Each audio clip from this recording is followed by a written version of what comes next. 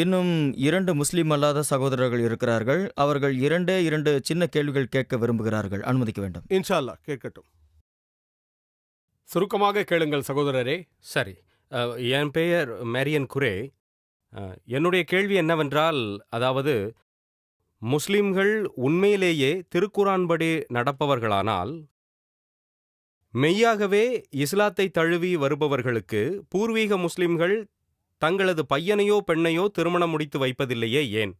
இப்போது சில நாட்களுக்கு முன் நடந்த ஒரு சம்பவத்தை சொல்லுகிறேன். எனக்கு தெரிந்த ஒரு குடும்பம், அனைவரும் இஸ்லாத்தை ஏற்றுக்கொண்டவர்கள். அந்த அம்மையார் 5 வருடங்களாக தனது மகளுக்கு பூர்வீக முஸ்லிம்களிலிருந்து மாப்பிள்ளை தேடினார்கள். அவர்கள் இப்போது புதிதாக இஸ்லாத்தை தழுவிய குடும்பம் என்பதால் அவர்களோடு பூர்வீக முஸ்லிம்கள் திருமண சம்பந்தம் வைக்க மறுத்துவிட்டனர். அதன் விளைவாக இப்போது 2 தினங்களுக்கு முன் அந்த பெண்ணை ஒரு முஸ்லிம் அல்லாத இளைஞருக்கு மணம் முடித்து கொடுத்து விட்டார்கள். சகோதரர் கேட்கிறார், இதற்கு யார் பொறுப்பு? முஸ்லிம்கள் இஸ்லாத்தையும் திருக்குரானையும் பின்பற்றுவதாக சொல்கிறார்கள். பிறப்பால் முஸ்லிம்களாக இருப்பவர்கள் இஸ்லாத்தை ஏற்றுக்கொள்ளும் முஸ்லிம் அல்லாதவர்களை மணக்க மறுக்கிறார்கள் என்று கேட்கிறார். சகோதரரே, என்னை பொறுத்தவரையில் ஒரு முஸ்லிம் குடும்பத்தில் பிறந்தவர் முஸ்லிம்களாக இருக்கிறார் என்றால் அது நல்லது.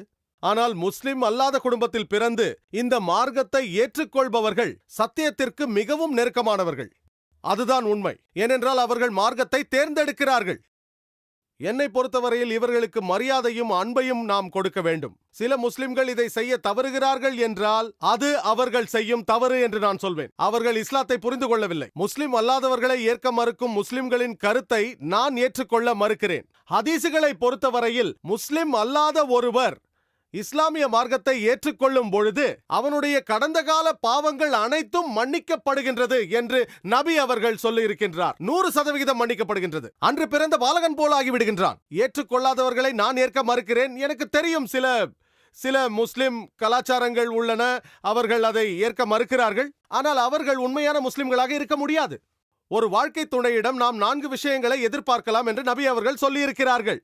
அது அழகு, செல்வம், வம்சம், மார்க்கப்பற்று. அதில் சிறந்தது மார்க்கப்பற்றுதான். ஒருவர் தன்னுடைய வாழ்க்கை முறையை மாற்றிக்கொண்டு மார்க்கத்தை ஏற்றுக்கொண்டு விட்டார் என்று உங்களுக்கு தெரிந்தால், மார்க்கத்திற்கு மீண்டும் வந்துவிட்டவர்கள், மதம் மாறியவர்கள் என்று சொல்வார்கள், ஆனால் மீண்டும் வந்தவர்கள் என்பதுதான் சரி.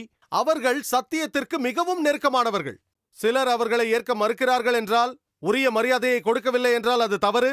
ஆகவே நான் முஸ்லிம்களுக்கு சொல்வேன், முஸ்லிம் அல்லாத ஒருவர் இஸ்லாத்தை ஏற்றுக்கொள்ளும் பொழுது அவருக்கு நாம் அன்பையும் மரியாதையும் செலுத்துவதோடு அவரை கண்ணியப்படுத்த வேண்டும்.